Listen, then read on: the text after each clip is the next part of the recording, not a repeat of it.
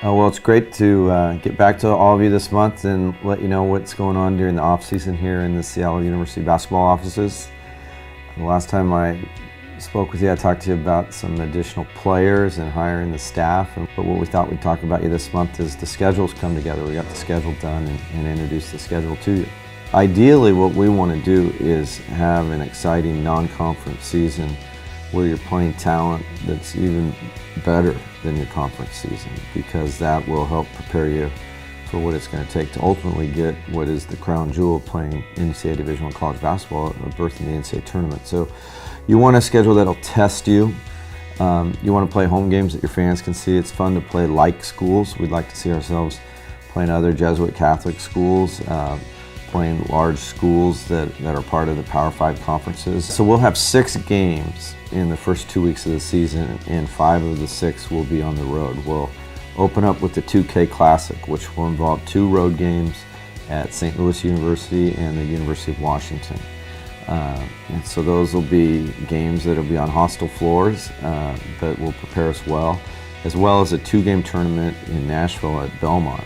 And Belmont is a model for a mid-major successful program in a big city, in Nashville. In the midst of that, we'll have our home opener against the University of Puget Sound. The other game we were able to add is we've started a series with Washington State. And so on November 15th, we'll be playing in Pullman. And the neat part of that is the following year, they'll be playing us here in Seattle. And so we'll come out of that first 6 games, 5 out of 6 on the road, kind of getting to know each other, new coaching staff, might be some bumps on the way, some few growing pains. But then the good news is 10 of our next 11 games are at home in the non-conference portion of the season. And so we'll start with home games with Idaho State and Kennesaw State, which are teams that are of a similar ability, a similar level of performance over the last couple of years as Seattle U.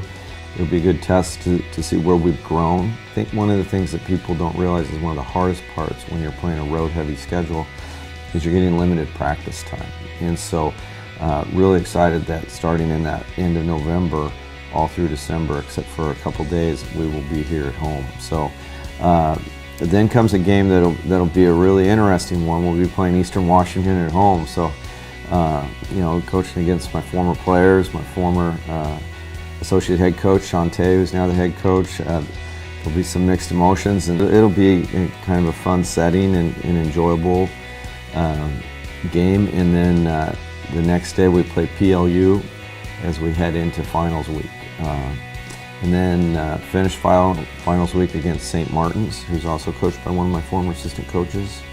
And box those 2 non-Division I games around a real hard academic time. And then we'll hit the road, and we've added St. Mary's to the schedule.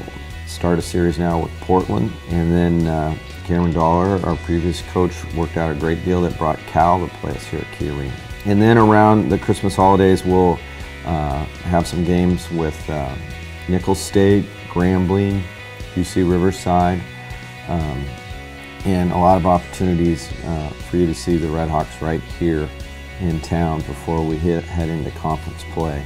We'll start the season with Grand Canyon. Coach Marley's a friend of mine, and they're poised. That program, that university has been working towards this year when they would be NCAA eligible. And so right out of the gate, we'll be taking on Grand Canyon at home, followed the following weekend with Chicago State and Kansas City at home.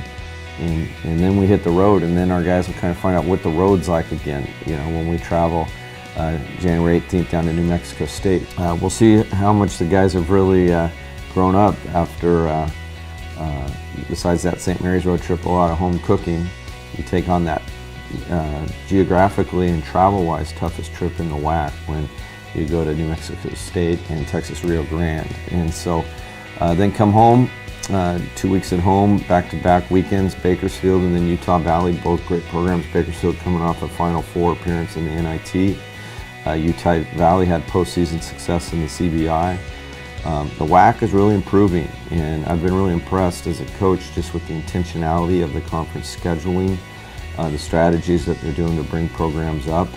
And as our program's improving, the whole league's improving, which is only going to be good for everybody.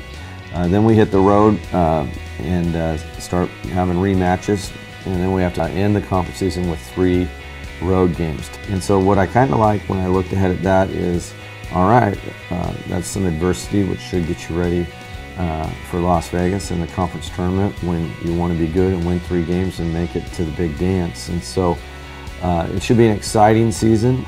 Really pleased to announce our schedule to you. We just need loud and proud Red Hawk fans cheering us on to victory this season.